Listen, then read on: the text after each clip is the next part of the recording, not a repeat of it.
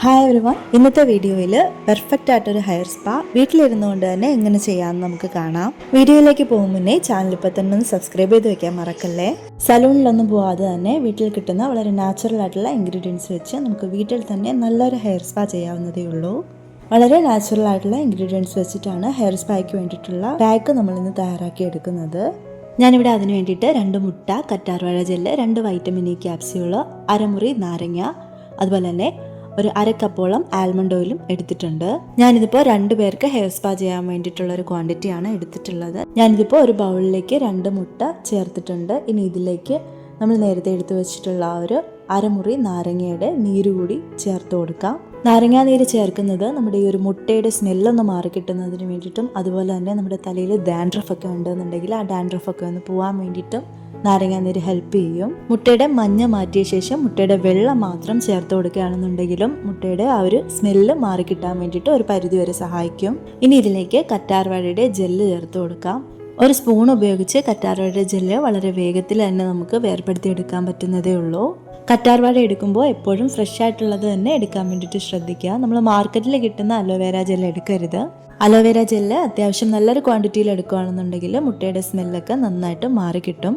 അതുമാത്രമല്ല, hair wash ചെയ്ത് കഴിയുമ്പോഴേക്കും നല്ലൊരു സ്മൂത്ത്നെസ്സും ഷൈനിങ്ങും കിട്ടും. ഇനി ഇതിലേക്ക് 2 വൈറ്റമിൻ ഇ ക്യാപ്സ്യൂളാണ് ചേർക്കുന്നത്. ഞാനിത് നല്ലൊരു ക്വാണ്ടിറ്റിയിൽ ചെയ്യുന്നത് കൊണ്ടാണ് 2 വൈറ്റമിൻ ഇ ക്യാപ്സ്യൂൾ എടുത്തിട്ടുള്ളത്. ചെറിയ ക്വാണ്ടിറ്റിയിൽ ഒരാൾക്ക് വേണ്ടിയിട്ടൊക്കെ തയ്യാറാക്കുകയാണെന്നുണ്ടെങ്കിൽ 1 വൈറ്റമിൻ ഇ ക്യാപ്സ്യൂളിൻ്റെ ആവശ്യമേ ഉള്ളൂ. ഇനി ഇതിലേക്ക് നമുക്ക് ആൽമണ്ട് ഓയിൽ ചേർത്ത് കൊടുക്കാം. ആൽമണ്ട് ഓയിൽ തന്നെ വേണമെന്നില്ല, നമുക്ക് കോക്കനട്ട് ഓയിൽ ആയാലും മതി, അല്ലാന്നുണ്ടെങ്കിൽ ഒലിവ് ഓയിലും ചേർത്ത് കൊടുക്കാം. ആൽമണ്ട് ഓയിൽ ഒരുപാട് സ്റ്റിക്കി അല്ലാത്തതുകൊണ്ട് വെളിച്ചെണ്ണ തേക്കുമ്പോൾ ഉള്ളതുപോലെ ഒട്ടിപ്പിടിച്ച് കിടക്കില്ല. അതുപോലെ തന്നെ നമ്മുടെ മുടി ഒരുപാടങ്ങ് ഫ്രിസി ആയിട്ടുള്ളതാണെന്നുണ്ടെങ്കിലും കുറച്ചുകൂടെ സ്മൂത്തായിട്ടും സോഫ്റ്റായിട്ടും ഒക്കെ കിടക്കാൻ വേണ്ടിയിട്ട് ഹെൽപ്പ് ചെയ്യും. ഞാനിപ്പോൾ ഇതിലേക്ക് ഒരു 1/2 കപ്പോളം ആൽമണ്ട് ഓയിലാണ് ചേർത്ത് കൊടുക്കുന്നത്. നമ്മുടെ ഹെയറിൻ്റെ ആ ഒരു ടെക്സ്ചർ അനുസരിച്ച് വേണം നമ്മൾ ഓയിൽ എടുക്കാൻ വേണ്ടിയിട്ട്. ഇതിപ്പോൾ നന്നായിട്ട് ഫ്രിസി ആയിട്ടുള്ള ഹെയർ ആയതുകൊണ്ടാണ് ഞാൻ ഏകദേശം ഒരു 1/2 കപ്പോളം ആൽമണ്ട് ഓയിൽ എടുത്തിട്ടുള്ളത്. ഇനി ഇതൊരു മിക്സിയുടെ ജാറിലേക്കിട്ട് നന്നായിട്ടൊന്ന് ബ്ലെൻഡ് ചെയ്തെടുക്കണം. നിങ്ങൾ കാണിക്കുന്നതിന് വേണ്ടിയിട്ടാണ് ഞാനൊരു ബൗളിലേക്ക് എടുത്തത്. ഇത് ഡയറക്റ്റ് നിങ്ങൾക്ക് മിക്സിയുടെ ജാറിലേക്കിട്ട് ബ്ലെൻഡ് ചെയ്തെടുത്താൽ മതിയാവും. അലോവേര ജെല്ലൊക്കെ നന്നായിട്ട് ബ്ലെൻഡായി വരാൻ അല്പം സമയമെടുക്കും. അതനുസരിച്ച് അല്പം ടൈം എടുത്ത് തന്നെ ബ്ലെൻഡ് ചെയ്തെടുക്കുക. ഞാനിപ്പോൾ ഇതാ ബ്ലെൻഡ് ചെയ്തെടുത്തിട്ടുണ്ട്. ഇതിനെ ഒരു ബൗളിലോട്ട് മാറ്റാം. അലോവേര അല്പം ഒന്ന് ബ്ലെൻഡ് ആവാതെ കിടപ്പുണ്ടായിരുന്നു കേട്ടോ. ഞാനത് പിന്നെയും ഒന്നുകൂടെ ഒന്ന് നന്നായിട്ട് ബ്ലെൻഡ് ചെയ്തെടുത്തിട്ടുണ്ട്. ഞാനിതിപ്പോൾ എൻ്റെ മോളുടെ മുടിയിൽ ചെയ്യുന്നതാണ് ഈ കാണിക്കുന്നത്. ഇത് ചെയ്യുന്നതിന് മുമ്പായിട്ട് ഹെയർ ഓയിലൊന്നും ചെയ്യേണ്ട കാര്യമില്ല. ഡയറക്റ്റ് നന്നായിട്ട് മുടി ചീകി ഇട്ടതിന് ശേഷം നന്നായിട്ടൊന്ന് മസാജ് ചെയ്ത് കൊടുത്തതിന് ശേഷം അപ്ലൈ ചെയ്ത് തുടങ്ങാം. അത്യാവശ്യം നന്നായിട്ട് തന്നെ ഫ്രിസി ആയിട്ടുള്ള ഹെയർ ആണ്. ഞാനിങ്ങനെ ഓരോ സെക്ഷൻ ബൈ സെക്ഷൻ ആയിട്ടാണ് ഈ ഒരു പാക്ക് അപ്ലൈ ചെയ്യുന്നത്. ശേഷം ഹെയർ നന്നായിട്ട് കോംബ് ചെയ്ത് കൊടുക്കുക. ഇങ്ങനെ കോംബ് ചെയ്ത് കൊടുക്കുമ്പോൾ വളരെ പെട്ടെന്ന് തന്നെ ഈ ഒരു പാക്ക് മുടിയുടെ എല്ലാ ഭാഗത്തേക്കും എത്തുന്നതിനും ഹെൽപ്പ് ചെയ്യും. വളരെ പെട്ടെന്ന് തന്നെ നമ്മളിത് ചെയ്ത് കഴിയുകയും ചെയ്യും. ഒരുപാട് ടൈമൊന്നും എടുക്കില്ല. ഈ ഒരു പാക്ക് മാസത്തിൽ ഒരു 2-3 പ്രാവശ്യമെങ്കിലും ചെയ്യുകയാണെന്നുണ്ടെങ്കിൽ കുട്ടികളുടെയൊക്കെ തലയിൽ പെയിനും താരനും ഒക്കെ ഉണ്ടെന്നുണ്ടെങ്കിലും അതൊക്കെ ഇല്ലാതാക്കി മുടി നല്ല സ്മൂത്തായിട്ടും ഷൈനിങ് ആയിട്ടും ഒക്കെ കിടക്കാനും ഹെൽപ്പ് ചെയ്യും. അതുപോലെ തന്നെ നല്ല ഹെയർ ഗ്രോത്ത് ഉണ്ടാവാനും മുടിക്ക് നല്ല ബലം ഉണ്ടാവാനും ഒക്കെ ഈ പാക്ക് ഉപയോഗിക്കുന്നത് കൊണ്ട് നല്ലതാണ്. ഈ ഒരു പാക്ക് ഉപയോഗിച്ചതിന് ശേഷം ഏകദേശം 1 മണിക്കൂറെങ്കിലും അതുപോലെ കീപ്പ് ചെയ്ത് ശേഷം നമുക്കൊരു ചെറിയ ചൂടുള്ള വെള്ളത്തിൽ തല കഴുകിയെടുക്കാം കേട്ടോ. തല കഴുകുമ്പോൾ അല്പം മൈൽഡായിട്ടുള്ള ഒരു ഷാമ്പു കൂടി യൂസ് ചെയ്യാം. ഈ ഒരു പാക്ക് ഇട്ടതിന് ശേഷം തല കഴുകുമ്പോൾ നമുക്ക് ഷാമ്പുവിൻ്റെ കൂടെ കണ്ടീഷണർ യൂസ് ചെയ്യേണ്ട ആവശ്യമില്ല. ആ ഒരു മുട്ടയുടെ സ്മെല്ല് ജസ്റ്റ് ഒന്ന് മാറി കിട്ടുന്നതിന് വേണ്ടിയിട്ടാണ് നമ്മൾ ഷാമ്പു യൂസ് ചെയ്യുന്നത്.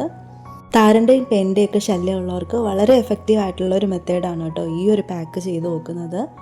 ഞാനിപ്പോൾ ഇതാ നന്നായിട്ട് ഡീപ്പായിട്ട് ഓരോ സെക്ഷൻ ബൈ സെക്ഷൻ ആയിട്ട് തന്നെയാണ് ഈ ഹെയർ പാക്ക് ഇട്ടിട്ടുള്ളത്. ഞാനിപ്പോൾ ഈ പാക്ക് ഹെയറിൽ എല്ലായിടത്തും എത്തുന്ന രീതിയിൽ നന്നായിട്ട് തന്നെ ചെയ്ത് കഴിഞ്ഞിട്ടുണ്ട്. എന്നിട്ട് നന്നായിട്ട് ഹെയർ കോംബ് ചെയ്ത് ഇട്ടിട്ടുണ്ട്.